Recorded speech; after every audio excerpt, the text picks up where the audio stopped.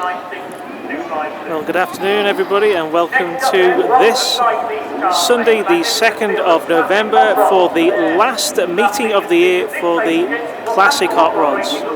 This has been the culmination to season 2014, an excellent season's racing for all concerned, and particularly for the man who you will see at the back of the grid there, this year's national champion 198, Andy Stewart.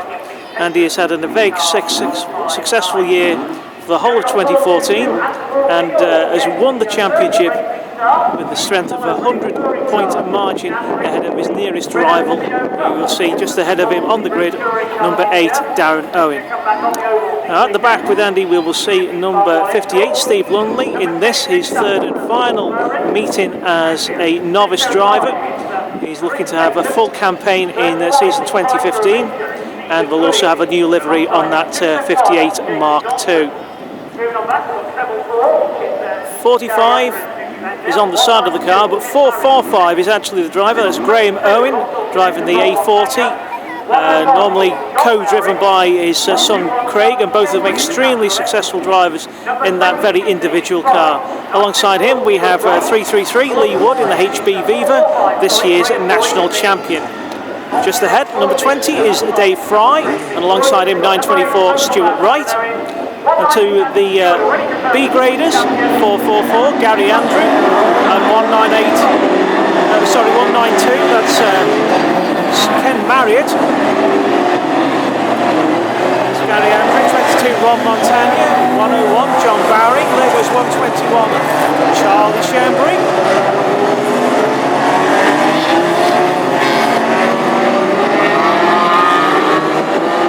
Ahead of the grid today we have quite a number of lower grade drivers. 422 Ant Whorton-Eales, 275 Chris Caton, number 10 Paul Bowring, 271 Jamie Johnson, and 31 Steve Gooding.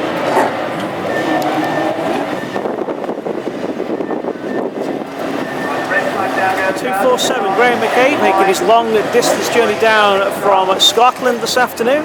Left at 6 AM this morning, 159. Mick Caton out there in his Mark I Escort.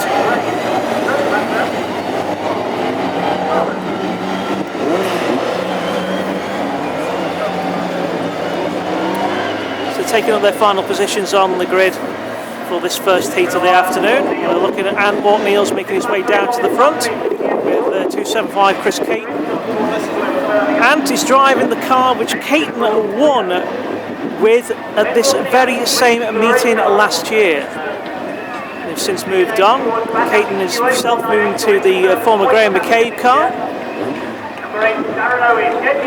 And looking forward to the drop of the green flag on this clutch start event. 275 Chris Caton in the B grade with 422 and Whorton-Eales. And at the front we have 247 Graham McCabe and 159 Mick Caton. Caton won out here last time at Hednesford.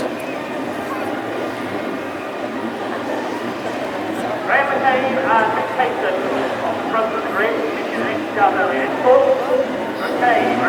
Getting ready. For the green. And we are away. So McCabe and Caton to lead them down the home straight for the first time. A whole gaggle of cars, resplendent in all their multicolour, racing away behind them. So Caton taking the lead ahead of Graham McCabe, a little bit of a slow start from the Scotsman. And here comes Ant Whorton-Eales in 422 looking for a way past. 275 Chris Caton in fourth place. And then comes 271 and Jamie Johnson, who has rebuilt his engine from his crash here at Hednesford 2 months ago. So a good battle already with Whorton-Eales on the outside of Graham McCabe. Takes the outside line through turns 3 and 4. Then chasing after Mick Caton in 159. Here comes 422 and Whorton-Eales just ahead of 275 Chris Caton. And I do feel that they are two drivers certainly to watch in the early stages of this race. 924 out of shot. There he is. Stu Wright having been a spinner.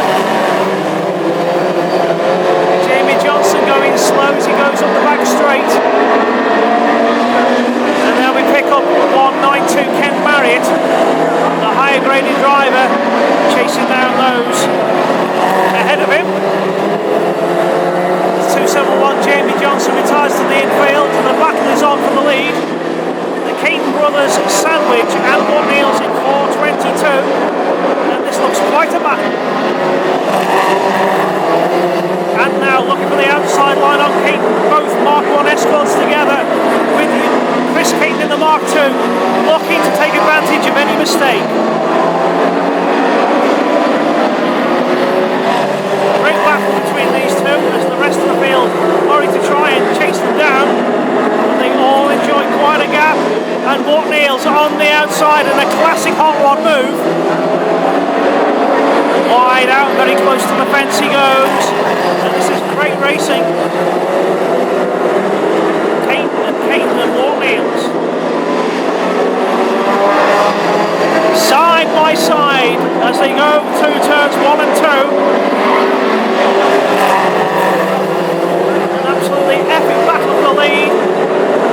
Whorton-Eales on the limit of adhesion as he goes round on this quite tricky damp surface here at Hednesford this afternoon.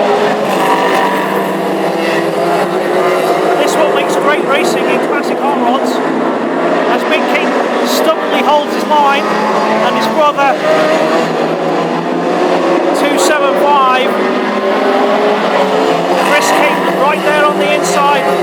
Whorton-Eales losing a bit of room, gets elbowed down but stubbornly tries the outside line once again, and all the time this is allowing 4th place driver 192 Ken Marriott to close them down.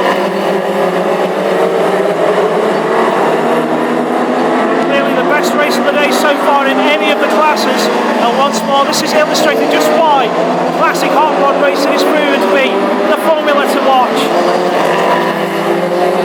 Could you get anything more closer than this? 159, 275, 422 and 192 Ken Marriott closing the down with every lap.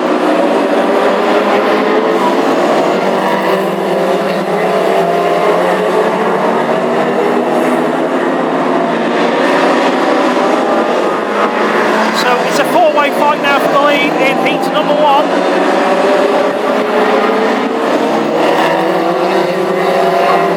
The man who's moved into 5th place with a huge gap between the battling 4 for the lead.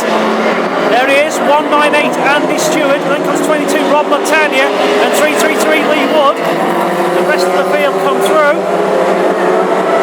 Graham McCabe going quite slowly there, looks like he's got some form of oil leak. With the battle on again for that lead, and this is quite a battle, a really, really good battle. Ken Marriott now looking to present that challenge, and he certainly will make his presence felt. Let's hope it's a good clean battle as Ken tries to make the room. Caton still resolutely hanging on to that lead. It's a Caton 1-2, 159 Mick from 275 Chris, then comes 192 Ken Marriott and 422 and Whorton-Eales.